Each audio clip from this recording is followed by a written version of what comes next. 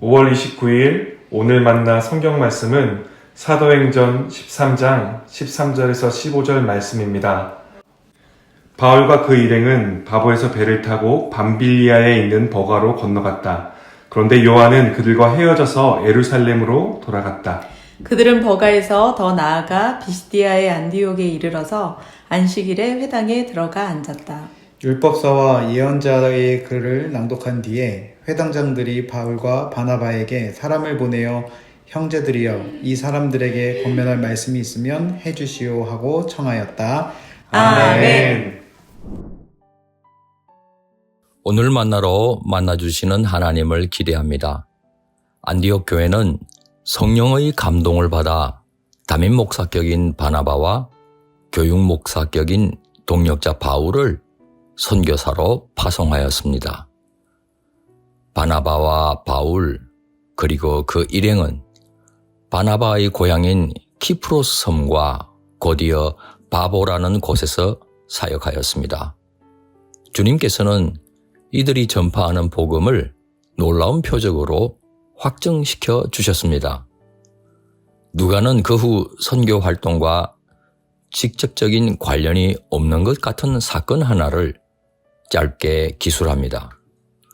이들 일행이 밤빌리아의 버가에 도착하자 무슨 이유인지 마가 요한이라는 수행원이 갑자기 예루살렘으로 돌아가 버렸다는 겁니다.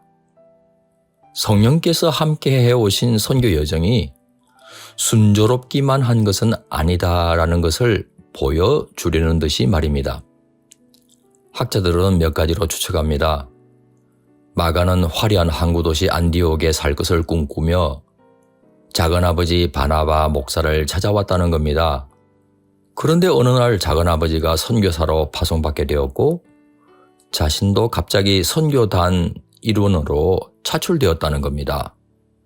하지만 젊은 청년 마가로서는 선교 여정이 감당하기 쉽지 않았을 거라는 추측입니다. 특히 다음 행선지 비시디아 안디옥은 타우루스 산맥을 넘어야 했기 때문이었습니다. 또 다른 추측은 13절부터 바나바와 바울의 이름 순서가 바뀐 것을 주목합니다. 선교 주도권이 바나바에게서 학식이 뛰어난 바울에게 넘어간 것에 대해 조카 마가로서는 견디기 어려웠다는 겁니다. 이에 강력하게 이의를 제기하고 떠나가 버렸다는 겁니다. 이유가 무엇인지는 정확하게 알 수 없습니다. 어찌되었든 바울은 마가의 이 선택을 대단히 무책임한 행동으로 여겼음에 틀림이 없습니다. 이 일이 바울과 바나바가 심히 다투고 갈라서는 결정적인 계기가 되었기 때문입니다. 선교가 지금도 사역자의 계획대로 착착 진행되는 것이 아닙니다. 지금도 현지 일꾼이 도중에 사라집니다. 열심히 양육하고 훈련시켰는데 떠나가 버립니다. 어렵게 완공한 건물이 재난으로 무너져 버립니다. 현지인에게 속아서 금전적인 손해를 입을 때도 있습니다. 실망하고 낙심하게 되는 순간이 한두 번이 아닙니다. 목회 현장도 마찬가지입니다. 우리의 사업이나 가정도 혹 그렇지 않습니까? 하지만 세상 끝난 것처럼 여기서 주저앉아 포기할 수는 없지 않습니까? 주권자 하나님께서 살아 계시니까요. 바울과 바나바 일행은 선교 여정을 계속합니다. 밤빌리아 버가에서 타우루스 산맥을 넘어 비시디아 안디옥에 도착했습니다.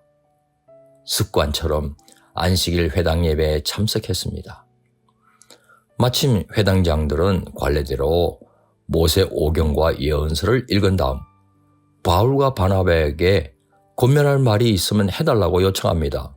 설교를 부탁해 온 겁니다. 하나님께서 주신 기회였습니다. 바울은 주저없이 일어나 설교하기 시작했습니다. 회당 예배를 드리고 있는 유대인의 역사적 배경과 연결시켜 나사렛 예수님은 여호와 하나님께서 메시아로 보내주신 분이라고 선포합니다. 우리는 우리의 맥락을 사용하여 복음을 전하는 것이 효과적입니다. 예수님 없이 살던 나의 과거는 어떤 삶이었나? 어떻게 예수님을 만났던가? 예수님을 만나고 나서 나의 삶은 어떻게 달라졌나? 이런 간증을 담은 5분 메시지를 준비해 두면 어떨까요? 기회가 생길 때마다 사용하면 아주 간단하면서도 효과적인 간증 전도의 도구가 될 것입니다. 늘 복음 전도에 힘쓰는 높은 뜻 성도 되시길 축원합니다. 기도하시겠습니다. 구원의 하나님, 그리스도인으로 살아가는 것조차 녹록지 않은 요즘이지만 목숨 바쳐 우리를 구원해 주신 하나님의 사랑 전하는 구령의 열정이 시들지 않게 해 주옵소서. 귀하신 예수님 이름으로 기도하옵나이다. 아멘. 이제 2가지 제목으로 함께 기도하겠습니다. 첫째, 오늘의 말씀을 따라 기도하겠습니다. 저를 구원해 주신 하나님의 마음으로 잃어버린 영혼을 바라보게 하옵소서. 둘째, 다음 세대를 위해 기도하겠습니다. 잃어버린 영혼을 안타까워하는 사람으로 자라가게 하옵소서. 이 제목으로 기도하신 후에 개인 기도를 계속하시겠습니다.